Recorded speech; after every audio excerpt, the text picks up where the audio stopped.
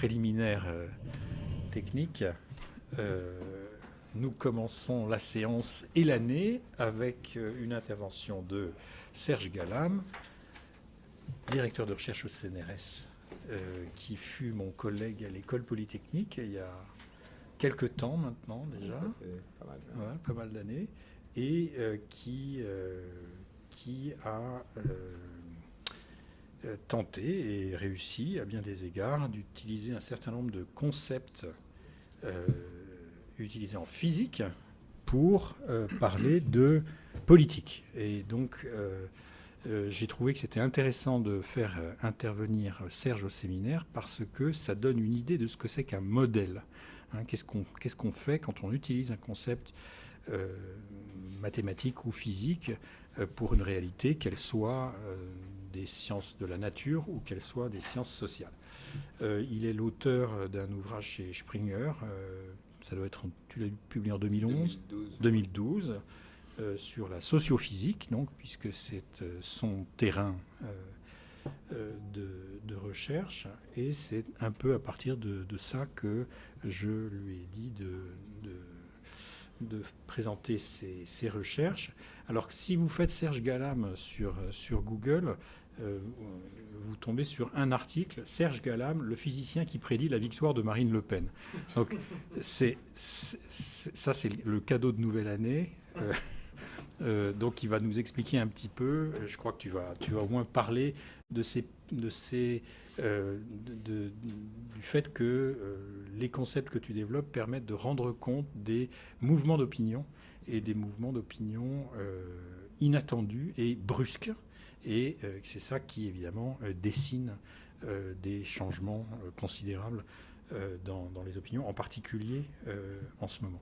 Donc, je vois que tu vas aussi parler des fake news, évidemment, et de tout ce que les médias d'aujourd'hui nous proposent. Et je te laisse la parole. Merci, je suis très content d'être là et c'est un petit peu pour moi une bizarrerie, je pense, comme pour vous. Je ne sais pas si vous avez déjà entendu un physicien. Moi... Il y a eu beaucoup de jours bizarres. Alors, ce qui est intéressant, c'est que j'ai été invité en novembre dernier à l'école de droit de NYU. J'étais aussi surpris de dire pourquoi ils s'intéressaient à mes travaux, de dire du droit, et j'ai vu qu'effectivement, il pouvait y avoir des connexions. Et l'invitation de Jean a rajouté une couche, de dire, décidément, je n'avais jamais pensé à des questions de droit et que peut-être, effectivement, il y a des applications intéressantes.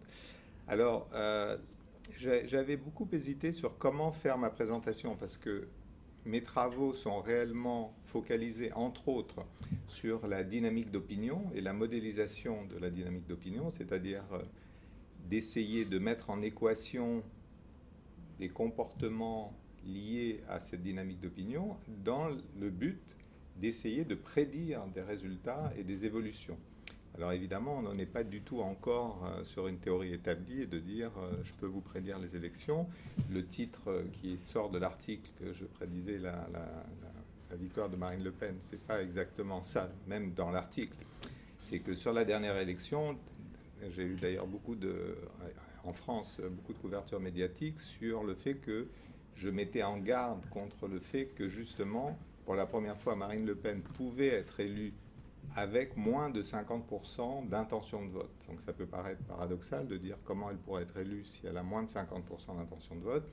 Et j'évoquais ce que j'ai appelé l'abstention inavouée, qui était un phénomène que je définissais comme nouveau et une première en France, qui était que pour la première fois, la mise en application du Front républicain avait un coût très élevé pour un certain nombre d'électeurs. C'est-à-dire que pour beaucoup d'électeurs qui étaient réellement anti-Front National, voter pour le candidat alternatif, en l'occurrence Macron, avait un coût extrêmement lourd et ils étaient aussi assez fortement opposés à ce qu'ils pouvaient représenter.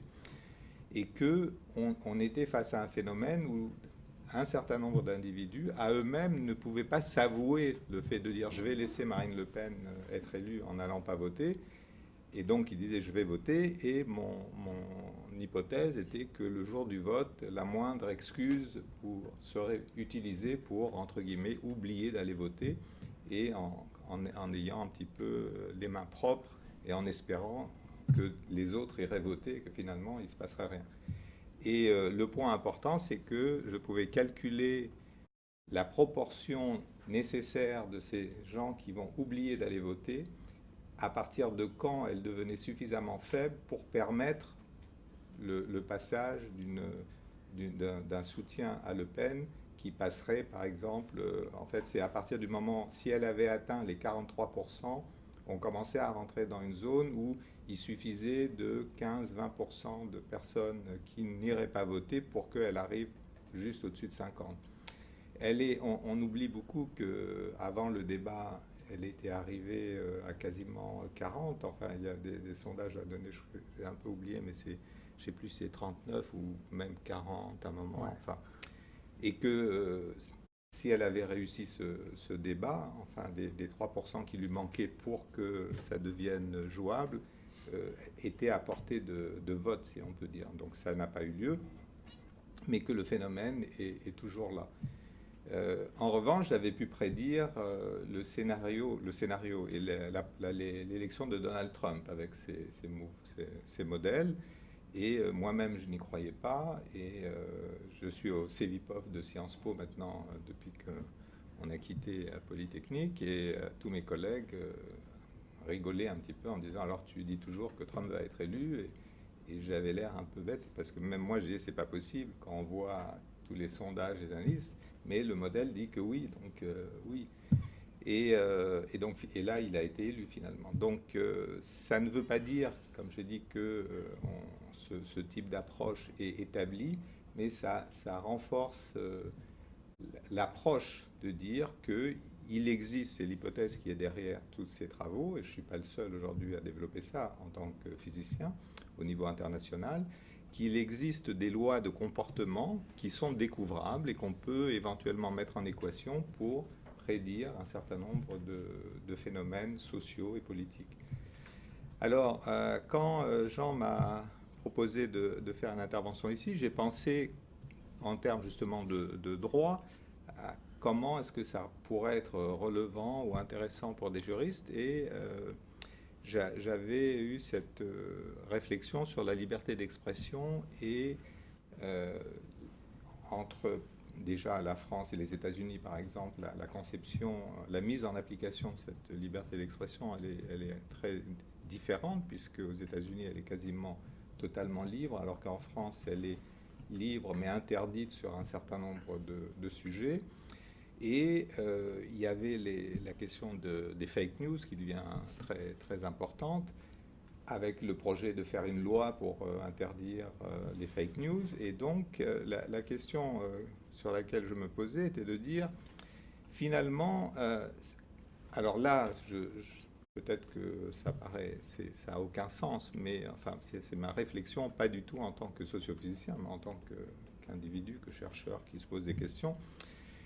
C'est que finalement, si on dit que, par exemple, une expression raciste ou du négationnisme est interdite par la loi, donc ça c'est une chose qui est tout à fait légitime et acceptable, la question c'est de la mise en application de cette interdiction.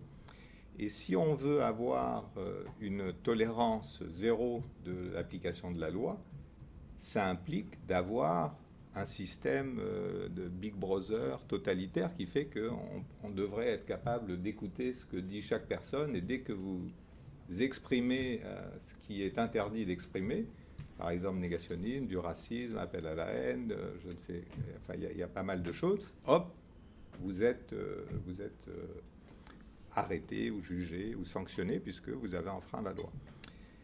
Et si on mettait cette idée de dire on veut appliquer la loi à 100% en application, on voit que finalement on détruirait la démocratie de fait. Donc il y a une tension contradictoire entre comment appliquer une tolérance zéro pour la liberté d'expression, mais pour l'interdiction d'exprimer un certain nombre de choses, et maintenir des valeurs démocratiques qui permettent justement qu'on puisse dire des choses sans que tout le monde soit tout le monde ou qu'un État ou un système soit au courant de ce que vous dites. Et mes travaux, là, m'ont fait penser à dire il y a peut-être une connexion parce que ce qui ressort de l'ensemble de ces travaux sur la dynamique d'opinion, c'est que finalement, les choses évoluent.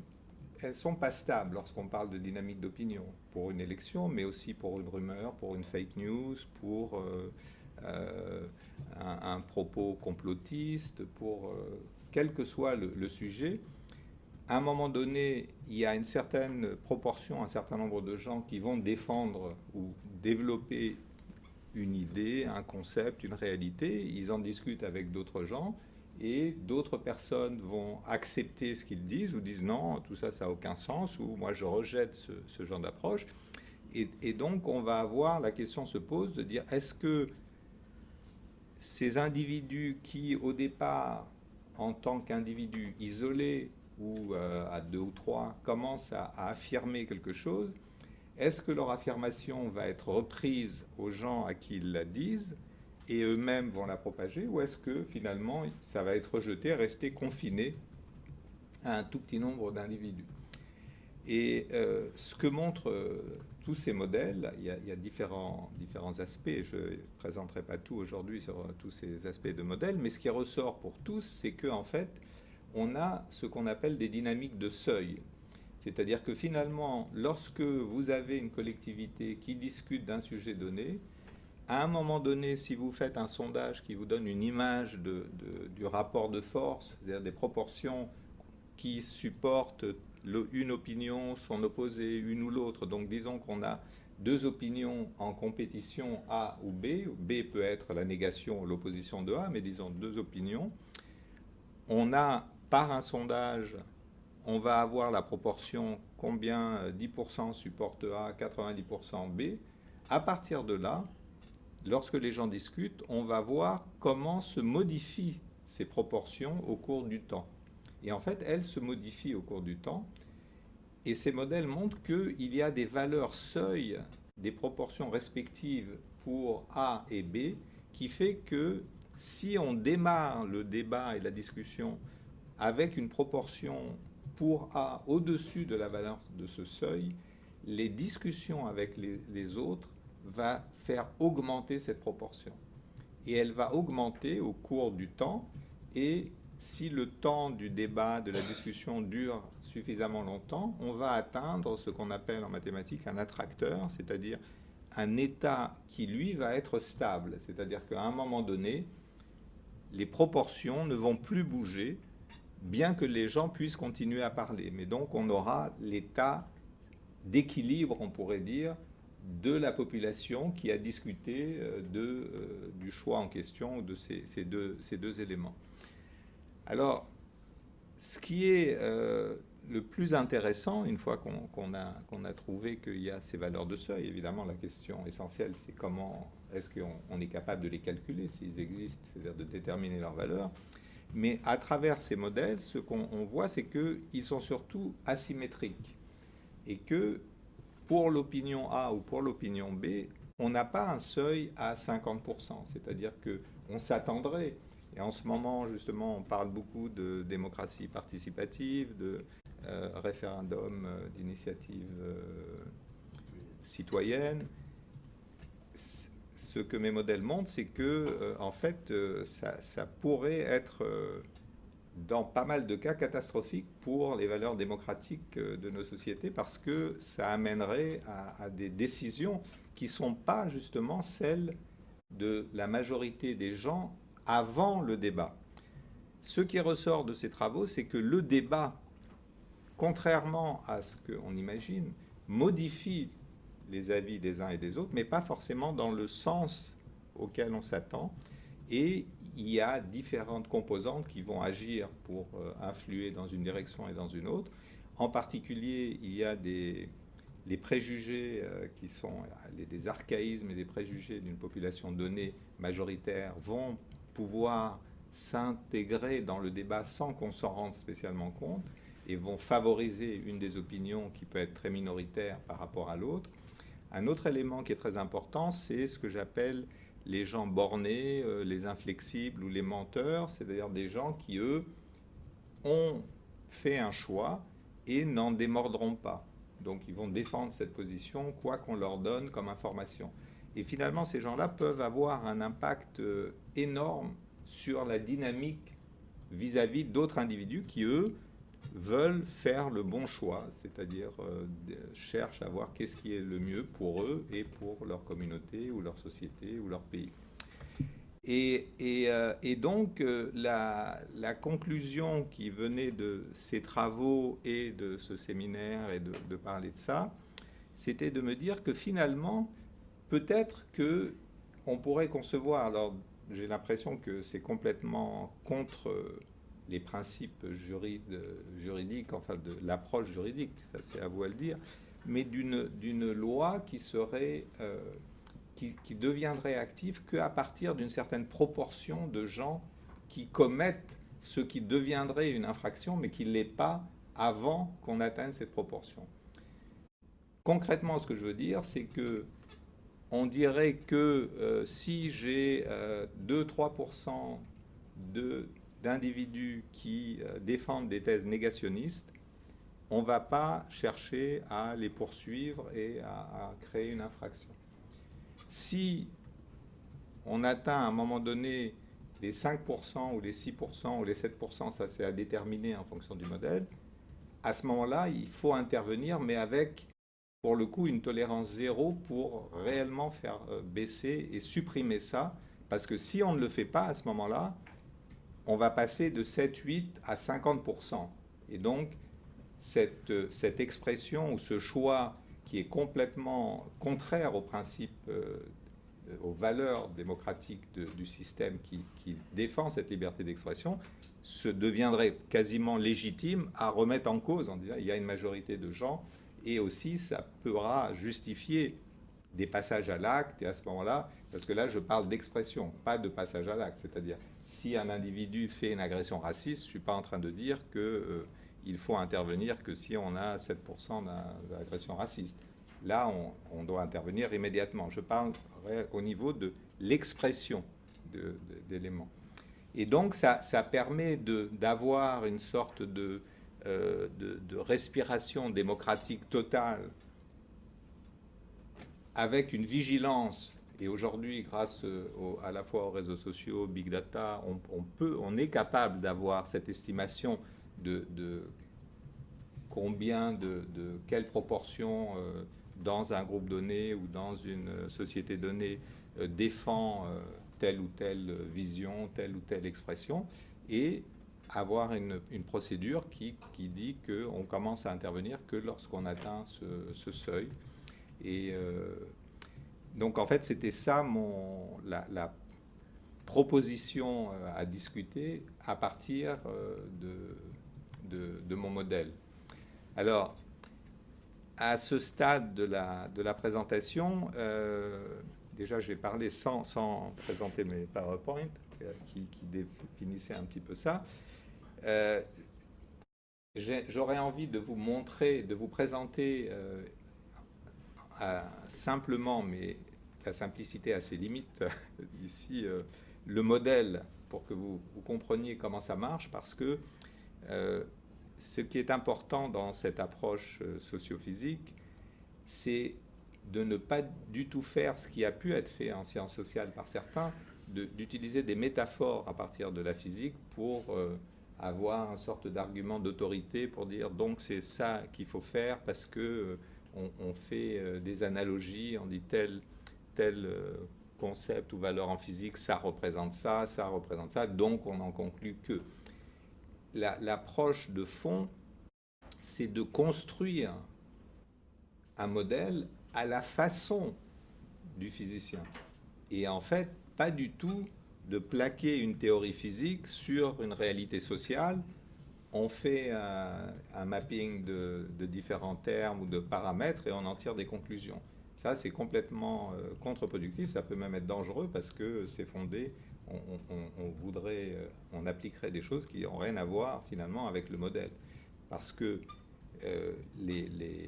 un individu n'est pas un atome, Mais l'idée est que la façon dont les physiciens ont été capables de comprendre le passage d'interaction entre des atomes, entre leurs propriétés spécifiques et l'apparition de propriétés collectives d'un grand nombre d'atomes qui interagissent, la façon dont on a été capable d'aborder le problème, c'est ça que j'essaye de développer, de construire au niveau des sociétés humaines.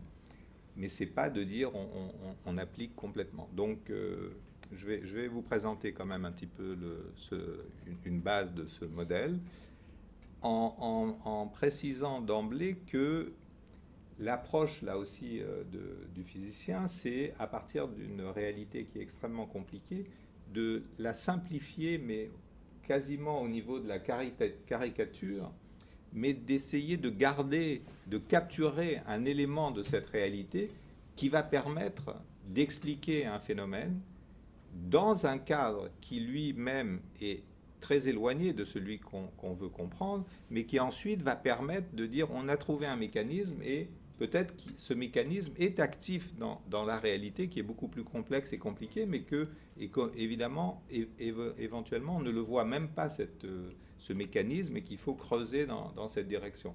Donc c'est un petit peu ça l'idée. Et ensuite, on rajoute des couches successives pour complexifier le modèle qu'on a construit. Donc on démarre avec quelque chose de minimum, mais qui donne un résultat non trivial dans ce qu'on y a mis, et ensuite on rajoute des éléments et on confronte régulièrement avec la réalité en faisant des prédictions et en voyant ce que ça donne et comment ça marche. Alors, donc je vais passer, alors si je trouve le truc, voilà. Donc tout ça, c'est ce que je vous ai un peu raconté. Donc, j'ai fait tout ça pour rien. Écrire tout ça, là, c'était un peu... Alors après, bon, le modèle, la présentation, c'est en anglais. Hein. Désolé, mais je vais vous... Alors ce domaine de la sociophysique aujourd'hui, comme j'ai dit au niveau, ça reste essentiellement confiné à des physiciens qui sont dans des laboratoires de physique à travers le monde. Il y en a peut-être une centaine qui travaillent sur ce type de sujet. Pas à temps plein, c'est en parallèle de travaux traditionnels en physique, mais on publie nos résultats dans des revues internationales de niveau, enfin des meilleures revues de physique. Donc ça reste confiné. Peu de non-physiciens sont au courant encore de ces travaux. Et c'est pour ça que, bon, là, j'ai été au CEVIPOF pour dire maintenant, on a suffisamment de résultats pour se confronter aux domaines et aux institutions qui travaillent sur ces questions-là et de pouvoir discuter, argumenter. Et évidemment, le point n'est pas de se substituer aux sciences sociales traditionnelles, mais c'est d'apporter un apport, une vision différente, nouvelle, en plus de ce qui existe. Donc le but n'est pas qu'on devienne des chercheurs dans sciences sociales, c'est de rester ce qu'on est, des physiciens qui s'intéressent aux questions sociales et d'être capable d'échanger, de s'enrichir les uns les autres.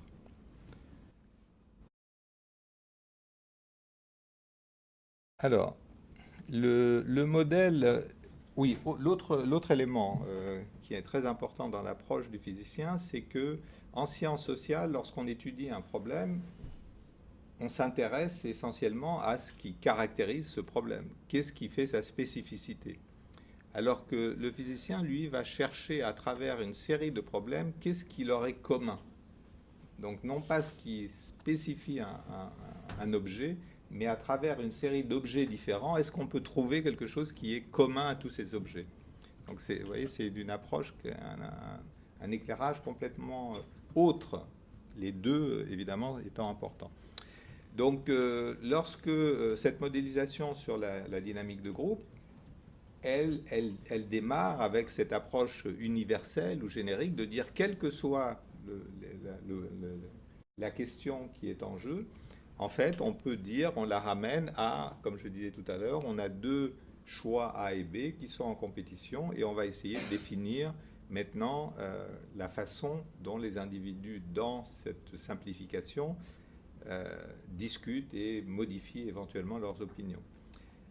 À ce jour, le modèle inclut trois types d'agents, c'est-à-dire qu'il y a une hétérogénéité d'agents, mais comme je parlais d'universalité, on considère que l'ensemble d'un type d'agents sont les mêmes. C'est-à-dire qu'à ce stade, on ne va pas du tout intégrer le fait que des gens aient un charisme plus important que d'autres, ou que certains sont plus actifs que d'autres, ou comme en sciences sociales, il y a eu beaucoup de travaux sur les minorités actives. Ici, tout le monde, lorsqu'il y a une issue, un choix à faire, ou aussi un choix de société, hein, le mariage pour tous, ou une question raciste, ou en ce moment les gilets jaunes, c'est aussi très intéressant par rapport à ça. Donc on a trois types d'individus. Le majoritaire individu de base, c'est ce que j'appelle un flexible ou un agent raisonnable ou rationnel. Raisonnable ou rationnel ne veut pas dire qu'il fait un choix raisonnable. Ça signifie qu'il fait un choix, il sait pourquoi il le fait, ou il ne le sait pas, mais il a fait son choix, et on ne s'intéresse pas à la raison pour laquelle il a fait son choix. Simplement, cette personne va essayer de convaincre les autres que son choix est le bon. Simplement, cette personne va aussi écouter, alors ça c'est vrai que c'est une hypothèse qui peut être forte parfois, de dire d'écouter les avis contraires. Et éventuellement est capable de changer d'avis si on lui donne des arguments plus convaincants ou des faits, et de dire bah, c'est vrai, l'opinion que j'avais avant, elle est pas fondée et je change d'opinion. En l'occurrence, si on revient à la liberté d'expression, quelqu'un peut avoir une opinion raciste sur une catégorie de population ou une religion ou autre chose, et on va lui donner des arguments, discuter, de montrer pourquoi ça n'a aucun sens et que c'est pas fondé, et la personne va dire mais c'est vrai, ça n'a aucun sens, et va passer à être rejeter le racisme. Donc de la même façon que cette personne qui était non raciste peut être convaincue de devenir raciste si on lui dit, on lui donne certains types d'arguments. Donc ces individus peuvent changer d'opinion. Il y a une deuxième catégorie d'individus qui est très importante, et je l'avais mentionné au début, ce que j'appelle les inflexibles ou les bornés. Eux ne changent pas d'opinion. C'est-à-dire, vous pouvez leur démontrer tout ce que vous voulez, pour des raisons diverses et variées, une fois de plus, qui ne nous intéressent pas, mais on sait que certains individus ne changent pas d'opinion et vont toujours défendre la même. On parle, attention ici, sur des durées pour lesquelles les gens discutent et qu'il y a un enjeu. C'est-à-dire, ce n'est pas pendant 50 ans, c'est pendant quelques mois. C'est ce qui nous intéresse, puisqu'on essaye de voir comment évolue une situation, ou pour un vote, ou pour un mouvement social, ou pour un changement de comportement sociétal, enfin pour ce genre de choses. Et le troisième type d'individu, qui est aussi intéressant et qui a un impact tout à fait pertinent, c'est ce que j'appelle les contrariants. Alors, il y en a peut-être dans cette salle, enfin, je n'ai pas osé demander s'il y avait des bornés, mais des contrariants, c'est plus sympathique. Et donc, eux sont des individus qui défendent une opinion, essayent d'en convaincre les autres que c'est la bonne. Simplement, lorsqu'ils se rendent compte que tout le monde autour d'eux, dans leur groupe, partage cette opinion, ils vont prendre l'opinion inverse. C'est-à-dire qu'ils n'aiment pas penser comme tout le monde. Donc, ils veulent convaincre tout le monde d'avoir leur opinion, mais une fois que tout le monde l'a, ils prennent l'opinion inverse. Donc, on connaît tous des gens comme ça. Ils sont toujours... voilà. On va peut-être en parler, mais est-ce qu'on a une idée des proportions de ces... Oui, alors bien sûr, c'est très important, les proportions, bien sûr. Alors, les proportions, donc toute cette approche, c'est aussi à la fois la force et la faiblesse de l'approche, c'est qu'on va avoir l'évolution des situations pour toutes les proportions possibles. Maintenant, lorsqu'on va vouloir l'appliquer à une situation donnée, là, il faut développer ce que moi je n'ai pas aujourd'hui, et ça c'est les sciences sociales et les instituts de sondage et les enquêtes, de dire on va essayer, et je pense qu'en principe on doit être capable de avoir une appréciation de la proportion de gens bornés, combien de gens sont absolument racistes et sont bornés là-dessus, ou combien de gens veulent absolument sont contre le mariage pour tous et n'en démordent pas, ou d'autres sont pour le mariage pour tous et n'en démordent pas, et combien peuvent... Donc je pense qu'on peut déterminer ça. Ce qui est très intéressant, parce que ça, il peut y avoir évidemment des erreurs, c'est pas évident, c'est que comme ce qui va nous intéresser, c'est à la fois des valeurs, déterminer les valeurs seuil, et qu'on est face à des dynamiques, ce qui est important, ce n'est pas exactement de savoir où on est, mais est-ce qu'on est toujours en dessous ou au-dessus de la valeur où ça va dans une direction donnée. C'est ça qui est intéressant. Et donc, ça permet une marge de manœuvre pour l'évaluation des proportions lorsqu'on regarde un cas particulier, précis. Alors, donc, ce que je vous présente là, qu'est-ce qui fait qu'un individu, lorsqu'on a un débat ou une discussion, il y a tout ce que j'appelle les effets externes qui agissent sur chacun de nous. Ça, ce sont des événements qui arrivent, ce sont les médias, ce sont les cours qu'on peut avoir, ce sont les livres qu'on lit. C'est un tas d'éléments sur lesquels vous, en tant qu'individu, vous n'agissez pas. C'est quelque chose qui agit sur vous en ayant une influence ou en n'ayant pas d'influence, mais c'est des effets externes. Et là, il y a, je pense, c'est pas que je pense, il y a beaucoup d'études, en particulier à cause de tout ce qui est lié au marketing, aux influences, enfin, où on sait un petit peu, enfin, il y a beaucoup de données, de connaissances sur comment avoir des campagnes pour influencer les gens sur tel ou tel type de comportement. Le deuxième élément, et où là, on ne connaît pas grand-chose, et c'est souvent même pas pris en compte, enfin, même dans les sondages et les enquêtes, c'est l'impact des discussions entre pairs, entre individus, des discussions informelles, pas les discussions organisées, mais quand vous discutez avec vos collègues, avec les gens de votre famille, avec vos amis, avec les gens qu'on rencontre, à un moment donné, comment est-ce que, à travers ces discussions, les gens s'influencent les uns les autres? Et c'est ça que je vais essayer de modéliser. Donc, on va supposer à un moment donné que on coupe les effets externes. Donc, on peut, quand on coupe les effets externes, on fait un sondage et on a l'estimation que je représente ici par P0 et 1 moins P0 des proportions d'individus qui supportent l'opinion A ou celles qui supportent l'opinion B. Et maintenant, on laisse les gens discuter, on dit, est-ce qu'on peut prédire, enfin on va prédire, créer un modèle pour voir comment ça évolue. Alors, une fois qu'on a dit ça, les gens discutent. Comment est-ce que ça se passe, ces discussions informelles? C'est tout le temps des petits groupes de gens qui discutent, c'est 2, 3, 4, 5, c'est rarement plus. Vous avez tous fait l'expérience, si vous êtes à un dîner où il y a plus de 6 ou 7 personnes, la table, très vite, ça se fragmente en 2, 3, 4 et ça bouge. Enfin, on ne peut avoir une discussion à plus de 6 ou 7 qu'à partir du moment où on l'organise. Il y a quelqu'un qui gère, qui organise. Mais sinon, donc, c'est des petits groupes qui dépassent rarement 5 ou 6.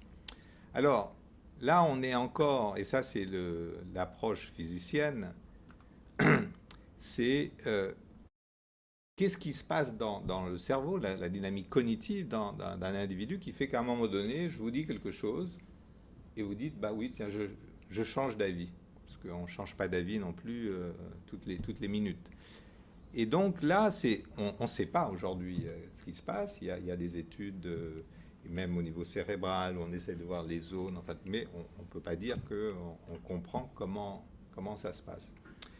Et donc, ce que je fais ici comme hypothèse, c'est de dire cette mécanique très complexe et compliquée et inconnue, on va essayer de dire qu'on capture son résultat de la façon suivante. On va faire l'hypothèse que dans notre monde artificielle. Chaque individu, en fait, a un argument pour défendre son choix. Et lorsque les gens discutent, chacun donne son argument dans le petit groupe. Et on va utiliser ce que j'appelle une règle de majorité locale. C'est comme un vote. Ça revient à dire comme si les gens votaient, sauf que là, ils discutent et ils sont convaincus par la discussion. Et c'est la majorité des arguments dans le petit groupe qui va convaincre l'ensemble du groupe. C'est-à-dire que la minorité locale va, de fait, être convaincue par la majorité locale. Et comme j'ai dit, on dépasse rarement les 5-6, c'est le maximum. Donc on fait l'hypothèse de base qui va créer notre dynamique, c'est que dans un petit groupe qui discute, avec pour l'instant cette première couche, on n'a pas d'inflexible ou de borné, on va les mettre après. Pour l'instant, on n'a que des rationnels ou des raisonnables. On utilise cette règle de majorité locale. Donc ça crée une polarisation dans le groupe. Une fois qu'il a fini de discuter, lorsque ce groupe se disperse, tout le monde partage la même opinion. Mais comme c'est informel, on va continuer les gens vont continuer à discuter. Donc là, c'est la représentation un peu plus mathématique. On démarre avec ces P0 et 1 moins P0. Bon, pour l'instant, c'est comme ce qu'on avait tout à l'heure. Mais voilà comment ça va se passer. J'ai mes individus qui vaquent à leurs occupations. Chacun a son opinion A ou B. On les distribue dans des petits groupes de petite taille. Ils discutent. Et à la fin de la discussion, on a, dans chaque petit groupe, la majorité a convaincu la minorité. Une fois que ces discussions ont eu lieu, les gens se dispersent. Alors évidemment, là aussi, dans la réalité, tout le monde ne discute pas dans des petits groupes en même temps, mais ici, on fait qu'en moyenne, pour avoir étudié la dynamique, on le fait en même temps, on distribue les individus de façon aléatoire dans ces petits groupes, on utilise la règle de majorité locale, et ensuite, ils se dispersent.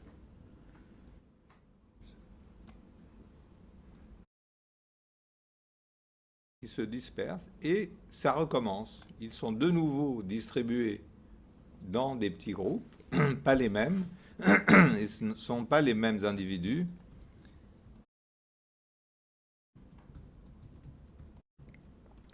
Et de nouveau, on applique la règle de majorité locale. Ici, dans l'exemple que j'ai représenté, qui n'a aucune valeur statistique, c'est juste pour montrer comment ça fonctionne, on avait démarré avec 17A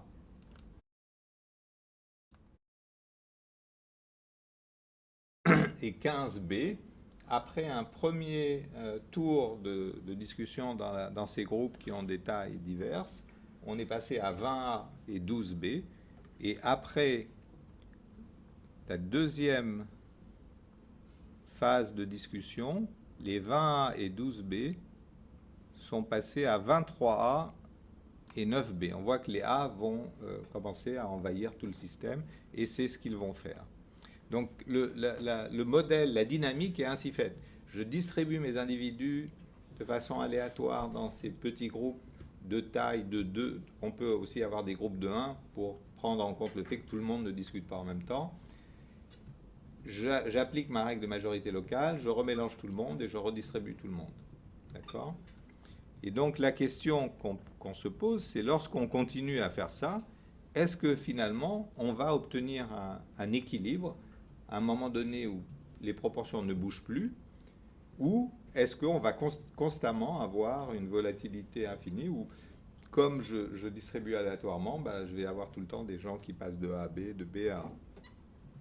Et si j'obtiens un équilibre, combien il me faut de discussions ?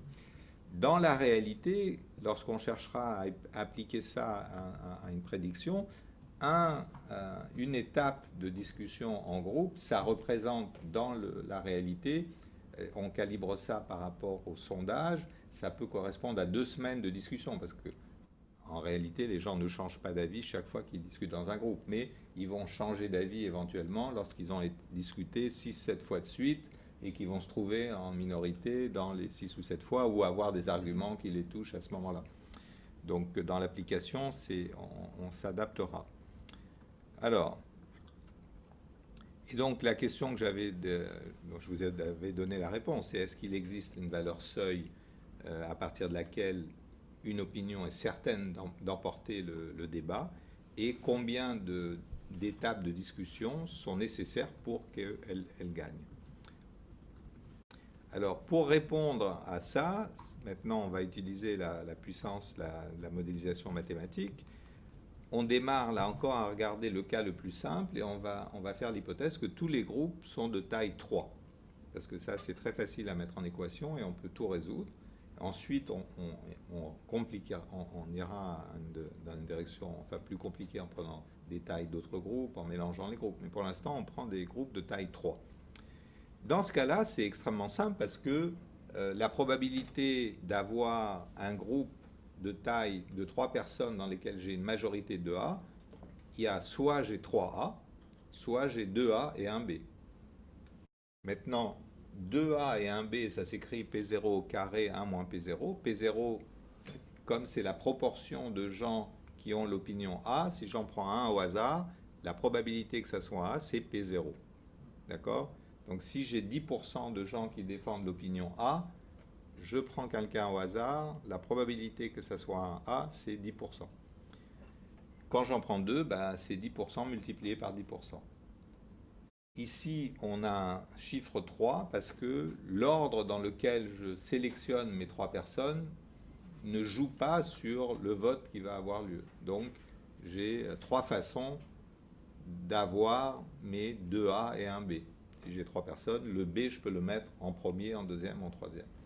Donc ça nous donne cette équation extrêmement simple, nous permet d'obtenir la nouvelle proportion d'individus qui défendent l'opinion A lorsqu'on a démarré avec une proportion P0 d'individus qui avaient l'opinion A. Et ensuite, on peut recommencer le processus en disant maintenant, je vais mettre P1 ici et je vais avoir un P2 et ainsi de suite. Et donc, comme je ne veux pas répéter ça indéfiniment, mais je voudrais bien savoir vers où ça mène. Mathématiquement, il y a une façon d'obtenir tout de suite le résultat, et c'est ce qu'on appelle la résolution de l'équation au point fixe. Mais derrière cette formule, on va chercher les invariants de cette règle. C'est-à-dire qu'on va chercher, si, c'est pas évident qu'on en trouve, s'il existe des proportions, j'ai toujours mis P0, qui vont rester inchangées lorsque j'applique ma règle de mise à jour. Donc en fait, je cherche à résoudre l'équation P0 égale P0 au cube plus 3P0 carré à 1 moins P0. Ça veut dire que j'ai démarré avec une quantité, si elle existe, disons que P0 est 20%, ce n'est pas le cas, mais 20%, je distribue dans des groupes de taille 3, je fais des updates, je remélange tout le monde, j'ai toujours 20% et 80%. Lorsqu'on résout cette équation, en fait, on obtient les 3 valeurs qui sont en dessous ici. On obtient 0 donc, et 1. Ça, on le comprend très bien intuitivement. Si j'ai 0A, le fait que je distribue mes groupes et autres, il ne va pas apparaître spontanément de A. Si j'ai 0B, c'est-à-dire 100% de A, 100% de A, c'est P égale 1, les B n'apparaissent pas. Et maintenant, ce qui est intéressant, c'est qu'on a le point de basculement, la valeur seuil, elle est à 50%. C'est-à-dire que ici, vous voyez qu'avec l'approche qu'on est en train de développer, on a déjà ce à quoi on s'attend dans la représentation idéale du débat démocratique. Puisque, qu'est-ce que ça signifie qu'on a la valeur seuil à 50%? C'est que finalement, c'est la majorité initiale d'individus qui ont fait un choix donné, qui vont convaincre la minorité de se joindre à leur opinion. Donc là, on dit, mais c'est super, donc la démocratie participative, mais il faut la développer partout, puisque, au fond, c'est une façon, non pas d'imposer à la minorité le choix de la majorité, mais de permettre à des individus de la majorité de convaincre des individus de la minorité que le choix de la majorité était le meilleur. Et effectivement, c'est ce qui va se passer. Donc, on obtient avec la dynamique suivante, c'est que le fait de discuter fait bouger ces proportions, mais que si je démarre au-dessus de 50%, j'augmente, et éventuellement je vais être capable d'avoir 100% de la population, alors que si je suis en dessous, je vais baisser automatiquement. Dans toute situation réelle, on n'aura pas suffisamment de temps, la durée ne va pas être suffisante pour atteindre ce 0 ou 1. Donc on va s'arrêter quelque part par là et par là, ce qui fait qu'on aura toujours une majorité et une minorité, et après on passe à autre chose. On arrête de discuter et donc ça ne bouge plus. Mais le fait que ça ne bouge plus n'est pas dû au fait qu'on avait atteint l'équilibre, mais au fait qu'on ne discute plus en fait. D'accord ? Alors, ce qui est, là vous pourriez dire, tout ça pour ça, bah, finalement, bon, on n'a pas appris grand-chose, si ce n'est qu'on a raison, comme je disais, de demander la démocratie participative et que c'est ce qu'il y a de mieux. Le seul résultat intéressant ici, c'est la rapidité vers laquelle, finalement, on converge vers cet unanimisme, on pourrait dire. C'est que vous voyez que si je démarre avec une distribution d'une minorité de 45%, c'est une très grosse minorité, c'est-à-dire j'ai 45% de gens qui défendent B contre, non ici A, contre 55% de gens qui défendent B. Eh bien, le support pour A va baisser en un round de discussion à 43, mais après 39, 34, 26, 17, 8, 2, 0. C'est-à-dire qu'il suffit de 8 cycle de discussion par groupe de 3 de cette population pour que 100% de la population partage l'opinion de la majorité. C'est extrêmement rapide. Donc cet effet de discussion informelle locale, c'est très efficace pour propager une idée, ici celle de la majorité, d'individus. Parce qu'on ne sait pas que c'est la majorité. Enfin, on peut le savoir par un sondage, mais... Et donc là, on voit comment ça évolue. Si je démarre à 48 ou 52, je monte ou je descends. Alors, et on peut ensuite, comme je disais, prendre des distributions de taille de 1 à 5, 6, et on a toujours le résultat reste stable. On a les mêmes attracteurs, mêmes valeurs, sauf que c'est la vitesse avec laquelle on va vers l'unanimisme qui va changer. Alors, maintenant... Vous voyez que cette première étape, comme je disais, elle est triviale. Et si on devait s'arrêter là, de dire ben, finalement, ça n'apporte pas grand-chose de faire une modélisation des maths et ces physiciens. Enfin bon, ok. Mais on rajoute maintenant une nouvelle couche. Et la nouvelle couche va être de dire, on veut ajouter maintenant le fait qu'il y a des gens qui ne changent pas d'avis. Donc ça, c'est une donnée... qui n'est pas discutable, enfin, c'est un fait tout à fait vérifiable.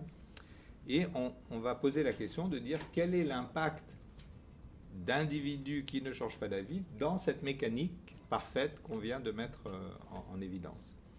Et donc on va, là encore, la force de la modélisation mathématique, c'est qu'on va pouvoir introduire ça dans les équations, avoir le résultat. Parce que sinon, si on devait qu'en discuter, que faire des sondages, c'est extrêmement compliqué de dire quel est l'impact d'avoir 3% de gens qui ne changent pas d'avis dans les discussions, etc. Et ici aussi, alors que dans la réalité, ce que je disais tout à l'heure, ceux qui motivent ou qui amènent un individu à devenir borné ou inflexible, il y a un tas de raisons données, ça peut être... un préjudice raciste terrible, ça peut être des données insuffisantes et être convaincu qu'on va trouver la suite dans cette direction-là, ça peut être une conviction politique très forte, ça peut être une croyance, ça peut être un intérêt, ça peut être la peur, ça peut être du chantage de quelqu'un d'autre, enfin, mais ça ne nous intéresse pas ici de savoir pourquoi une certaine proportion d'individus ne va pas changer d'avis. Ce qui nous intéresse, c'est de savoir qu'elle existe et de connaître cette proportion. Et on va calculer l'impact que ça a sur la dynamique d'opinion. Donc on va dire que on garde, parce que c'est solvable là encore aussi très simplement mathématiquement, même si ça va vous paraître maintenant un peu plus compliqué au niveau des équations, mais c'est vraiment simple. Enfin, simple, je ne dis pas ça pour dire que vous ne comprenez rien, mais c'est dire on peut tout résoudre, mais après, on peut aller plus loin et aussi résoudre, et c'est plus compliqué. Donc, en fait, on va définir par petit a, comme ça c'est facile, la proportion d'inflexibles ou de bornés qui défendent la position A. Et donc, on a P0 flexible et petit b, c'est la proportion d'inflexibles du côté B. Et on va essayer de voir ce que ça donne dans notre équation. Alors, on garde, donc, comme j'ai dit, des groupes de taille 3. Et l'équation qu'on obtient tout à l'heure, j'avais juste cette expression P0Q plus 3P0, 1 moins P0. Ça s'arrêtait là, au carré.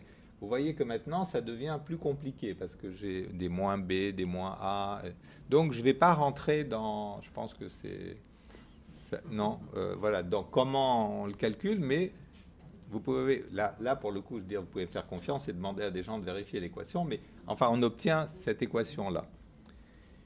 Et on va faire, une fois qu'on a obtenu l'équation, ça, vous avez compris que tout à l'heure, pour avoir sa dynamique cachée, on va résoudre son équation au point fixe. C'est-à-dire, on va chercher les invariants de cette transformation. Et donc là, alors en fait, donc c'est ça qu'on va faire. Mais comme le physicien est à la fois paresseux et veut travailler, comme je dis, par étapes, résoudre l'équation au point fixe de déjà ça qui n'est pas compliqué, ça devient un petit peu compliqué, malgré tout, pour résoudre l'équation au point fixe. C'est-à-dire quand je mets P0 ici, égale tout ça. Mais on va d'abord le résoudre par étapes. La première étape, on va dire, qu'est-ce qui se passe si j'ai des inflexibles que sur une des deux opinions. Ensuite, on va considérer qu'on a des inflexibles pour les deux opinions, mais en proportion égale. Et finalement, on résoudra le problème général où j'ai des inflexibles pour chaque opinion, mais dans n'importe quelle proportion. D'accord ? Comme ça, vous pouvez suivre plus l'impact.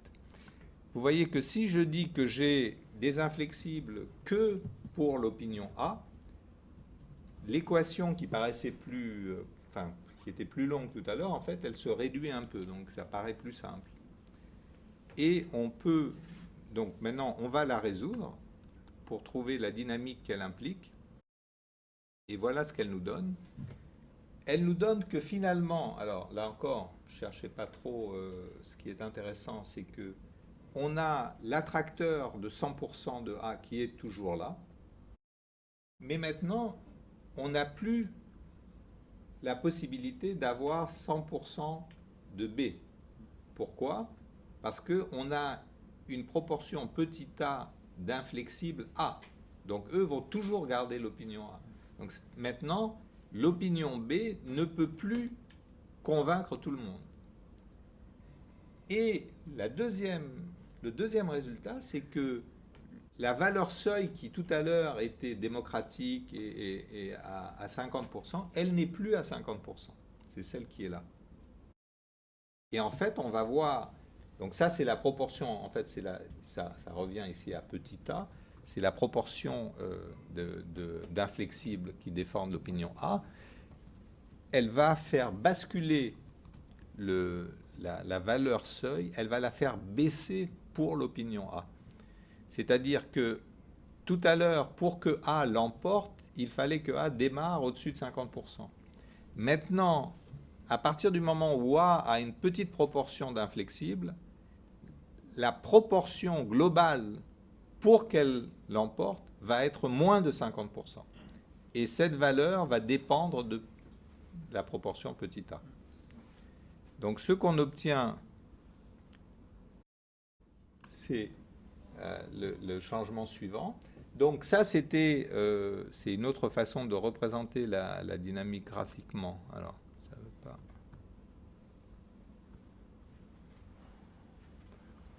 pas... Lorsque on avait le cadre démocratique parfait, donc on a la valeur seuil à 50%, Et si je démarre en dessous, ça donne chaque cycle de discussion. Vous voyez, je vais vers 0. Et si je démarre au-dessus de 50%, je vais monter vers 100%. La valeur seuil à 50% et on a 0 et 1 qui sont nos attracteurs. Maintenant, lorsque j'ai introduit une proportion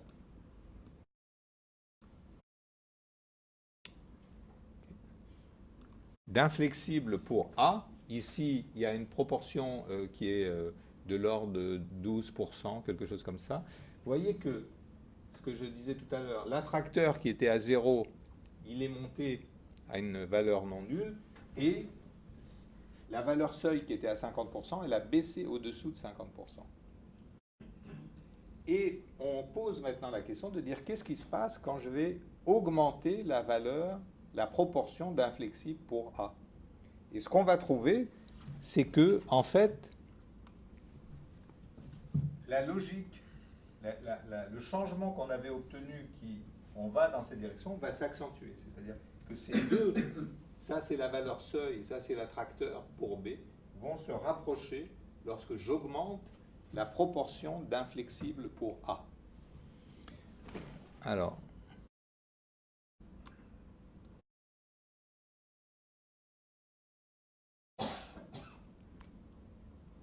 donc, et la surprise, c'est qu'on va calculer ce qui se passe quand je n'arrête pas d'augmenter la proportion d'inflexible, c'est qu'en fait, on va trouver la valeur de A à partir du moment où, en fait, ces deux points vont se rejoindre, se superposer et la grande surprise disparaître. Et on va se retrouver avec cette dynamique-là, qui est une dynamique tout à fait étonnante, parce que maintenant, A est sûr de gagner la dynamique, donc le choix, l'élection, quelle que soit la proportion initiale qu'il a. Parce que je vais forcément monter. Ça va être très lent sur cette partie-là, et ensuite ça va s'accélérer. Et la valeur à partir de laquelle cet attracteur et le point de basculement, le seuil, coalescent et disparaissent, en fait, c'est seulement 17%.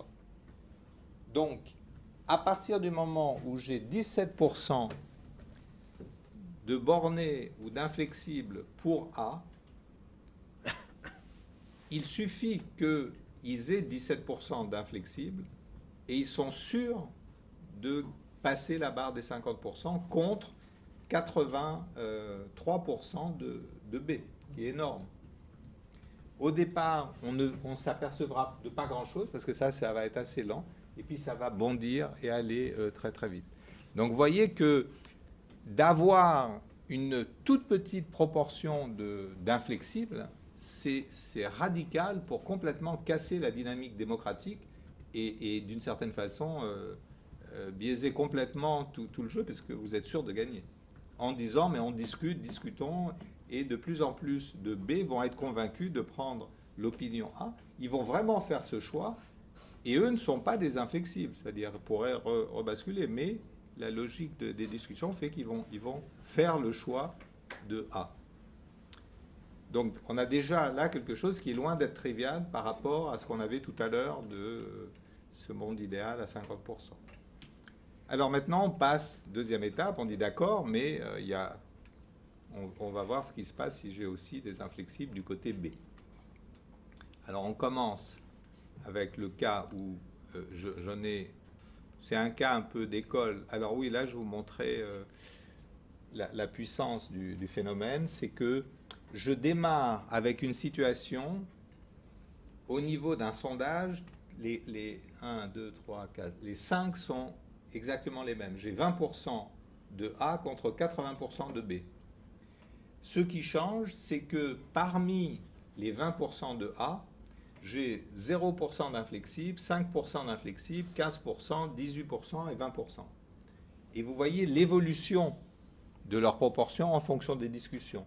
Tant que je suis au-dessous des 17%, c'est-à-dire ici, là et là, les trois premières, 0, 5 et 15, les proportions pour A se stabilisent, mais à des valeurs extrêmement minoritaires. B garde une immense majorité. Mais dès que je passe à 20%, ça bondit après. Et si vous faites un sondage sans vous intéresser à la proportion de bornés qu'il y a dans la proportion, vous êtes incapable de différencier ces 5 situations. Et donc, c'est extrêmement problématique. Enfin, si on veut savoir ce qui va se passer. Alors, le cas symétrique. Le cas symétrique, comme on peut s'y attendre intuitivement, le phénomène que j'avais tout à l'heure où j'ai la valeur seuil qui baisse et l'attracteur pour B qui monte, là je me dis maintenant c'est l'attracteur de A qui va baisser aussi, et le fait d'avoir des inflexibles en B voudrait faire passer la valeur seuil de l'autre côté de 50%.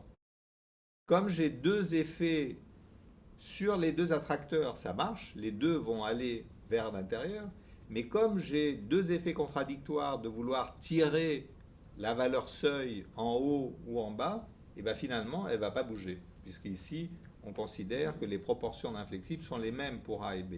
Donc, ça permet de rétablir l'équilibre, la balance démocratique, si on peut dire, parce que la valeur seuil revient à 50%. Mais je dirais que, alors donc c'est comme ça, c'est ça qui se passe, mais c'est un cas d'école d'une certaine façon parce qu'on n'aura jamais exactement la même proportion de bornés pour A et pour B. Donc maintenant, ce qu'on veut, c'est qu'est-ce qui se passe quand j'ai et des petits A et des petits B et comment ça évolue. Donc on va y venir.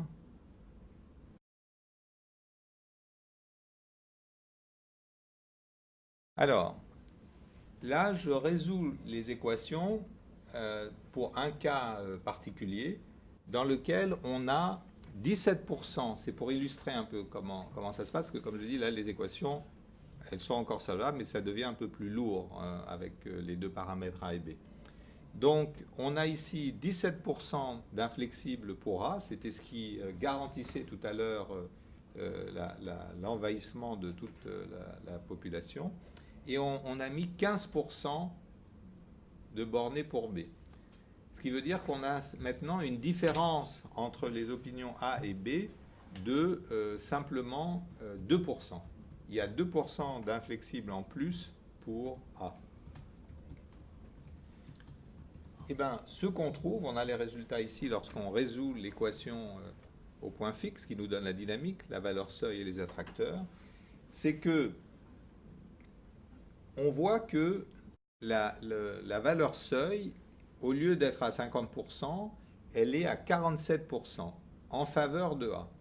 C'est-à-dire que le fait d'avoir 2% de plus de bornés fait un gain de 6% sur l'équilibre autour de 50. C'est-à-dire qu'il y a une démultiplication, puisque pour que A gagne, il doit être au-dessus de 47, mais pour que B gagne, il doit être au-dessus de 53.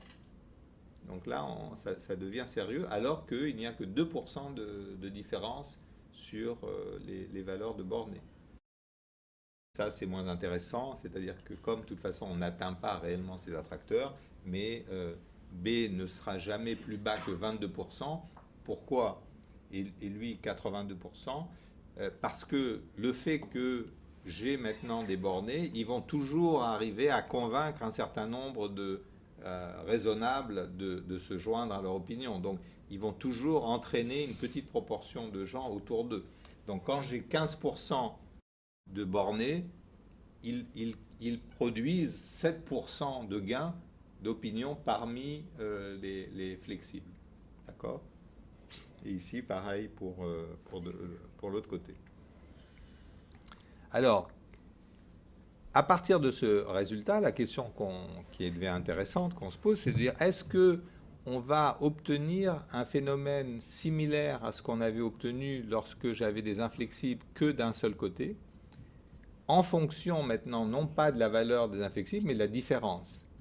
Est-ce qu'il existe une valeur seuil de différence de proportion d'inflexibles entre A et B, à partir de laquelle A ou B est sûr de gagner? Et la réponse, c'est oui. Et les valeurs sont faibles, encore plus faibles que les 17% qu'on avait tout à l'heure. Donc en fait, il existe deux valeurs. Donc, vous voyez, ça devient un petit peu lourd, mais ça se résout. Deux valeurs seuil pour les proportions, la différence de proportion pour A ou pour B, en fonction qu'on regarde pour A ou pour B, à partir de laquelle cette opinion est sûre de l'emporter. Ici, c'est un cas, je ne me souviens plus des valeurs, mais A est sûr de l'emporter, alors que B a aussi des inflexibles. D'accord ?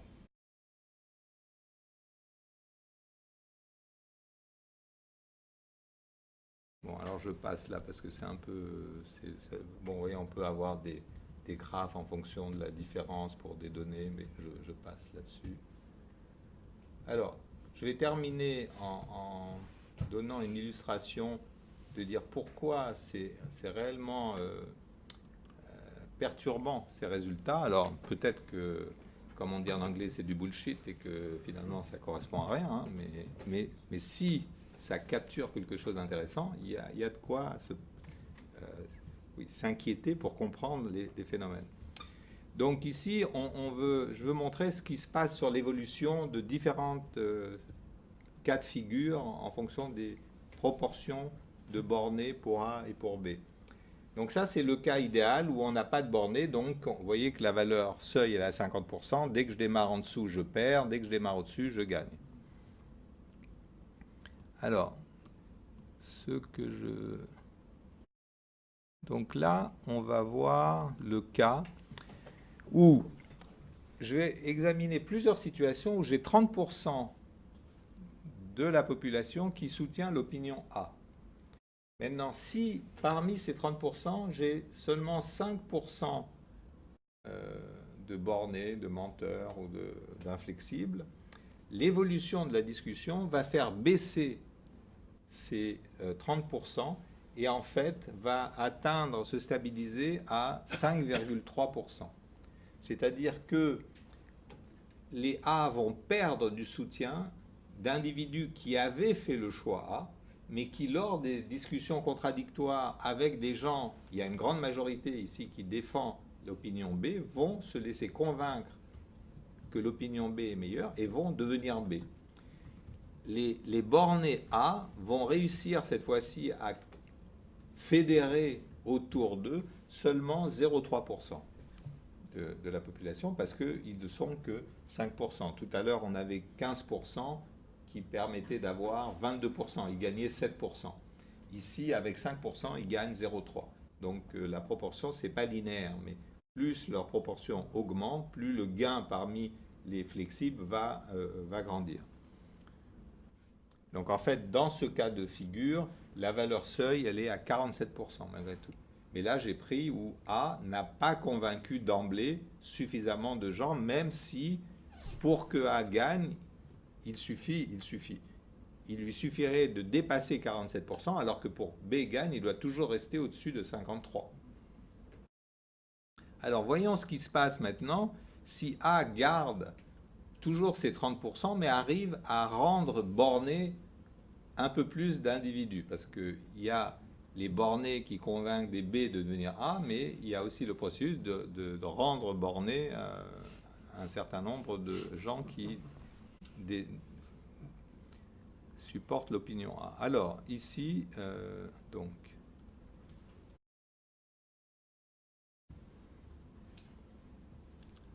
alors, qu'est-ce que j'ai là? On est passé maintenant à 18% de bornés parmi les 30%. Donc là, il y a eu une fanatisation ou une mise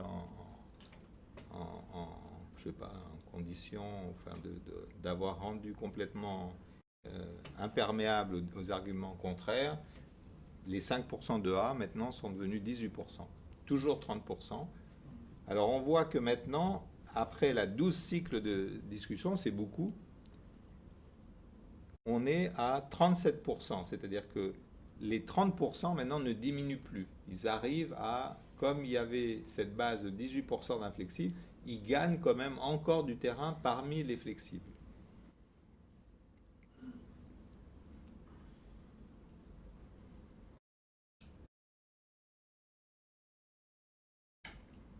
Alors, la grande surprise, c'était que, donc ça c'est ce que je montrais là-haut. Alors, est-ce que c'est comme ça saute? Ouais. Il est presque, je crois. Ouais. Voilà. C'est que si le débat ou la discussion, l'objet de la discussion ne se clôt pas, donc, parce que là, 12, c'est déjà beaucoup. Et disons que ça continue.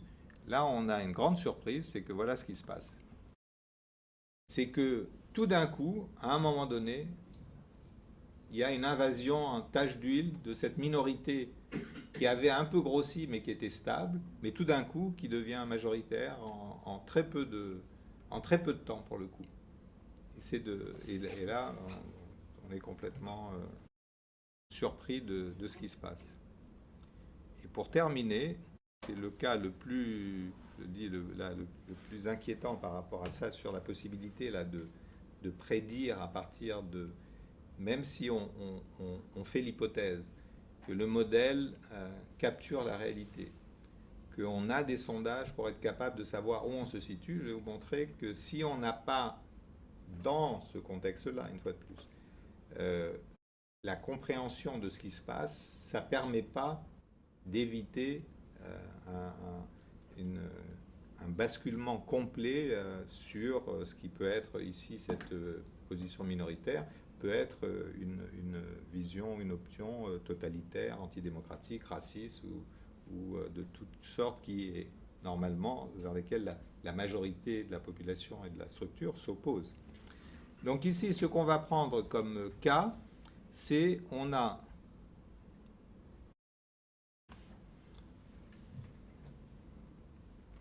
toujours nos 18% de A, et on veut comparer ce qui se passe si j'ai 17 ou 18% de bornés parmi les A. Si j'ai seulement 17 ou 18%, c'est-à-dire 1% de différence, l'erreur d'évaluation par des sondages de 1% sur une sous-catégorie, on ne pourra pas faire une estimation aussi précise. On va toujours avoir 1%, 1,5% d'erreur. Et donc, on ne sait pas, est-ce qu'on en a 17 ou est-ce qu'on en a 18. Maintenant, les discussions ont lieu et on voit qu'au fond, finalement, ça n'évolue pas trop. On va pouvoir éventuellement un petit peu voir que dans un cas, ça a un petit peu augmenté, dans l'autre non, mais là encore, ça reste tout à fait marginal. Et compte tenu de l'erreur, on dira la situation est sous contrôle et il se passe rien. Sauf que là encore, si ça dure trop longtemps, ou que le débat, quand je dis trop longtemps, ou que l'intensité du débat augmente, à ce moment-là, les gens ils peuvent discuter beaucoup plus que d'habitude. Donc il y a ou la durée réelle du débat, ou l'intensité et l'implication des gens. Trump, lorsqu'il faisait ses déclarations racistes, sexistes, ça a excité tellement de gens que tout le monde voulait en discuter pour dire pourquoi ils étaient contre. Et en fait, ils sont tombés dans des jeux comme ça. Enfin, d'après le modèle. Hein. C'est peut-être autre chose. Alors, si on attend un peu plus longtemps, et voilà ce qui se passe là encore, c'est que les 1% de différence qu'on ne pouvait pas déceler, ben finalement là, ils ont fait que tout d'un coup, les A sont partout. Tout le monde a maintenant l'opinion A. Et une fois de plus, l'a choisi. Ce n'est pas que ça leur a été imposé ou ils ont été manipulés. Ils l'ont choisi rationnellement, par des débats, par des discussions.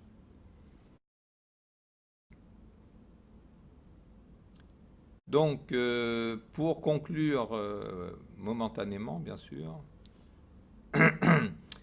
quand je reviens maintenant à cette question des fake news, de la liberté d'expression haute, mon questionnement c'est de dire est-ce qu'on ne pourrait pas dire que ce genre de dynamique peut s'appliquer et que, alors là encore, pour ne pas prendre de risques, comme il n'est pas évident de calculer précisément la valeur du seuil, on peut la mettre assez bas, c'est-à-dire on pourrait dire c'est 5%, et donc là, on est sûr d'être en dessous de la valeur seuil qui peut être un peu au-dessus, mais qu'à ce moment-là, soit ça va rester confiné, soit ça va même baisser. Donc il n'y a pas besoin d'intervenir pour interdire ou sanctionner un comportement. Mais que si on dépasse cette valeur seuil, on sait que là, on est cuit si on est contre ce que représente cette valeur, parce que ça va se propager tellement vite qu'on ne peut plus rien faire.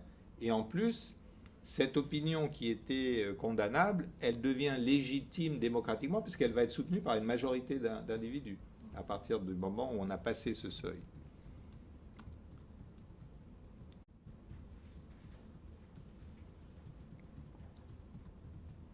Bon.